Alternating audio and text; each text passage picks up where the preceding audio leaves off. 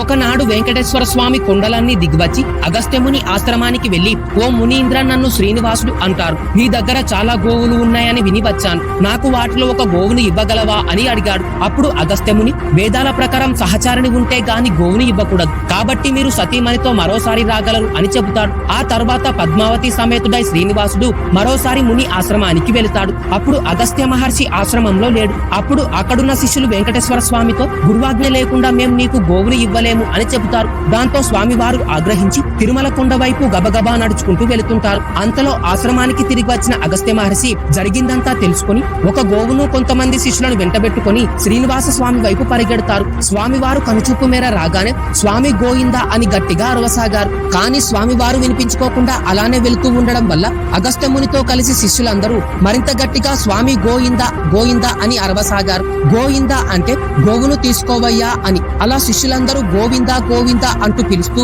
గట్టిగా అరుస్తూ స్వామివారిని వెంబడించక ఆ స్వామి అదృశ్యమవుతారు. వెంకటేశ్వర స్వామి గోవిందా అని పిలిపించుకోవడానికే 7 కొండలు దిగి వచ్చారని పెద్దలు చెప్తారు. అందుకే మనసు నిండా ఆ కళ్యాణ వెంకటేశుని దివ్యమంగళ నామాన్ని స్మరిస్తూ ఒక్కసారి పలుకుదాం, గోవిందా గోవిందా. Download ShareChat.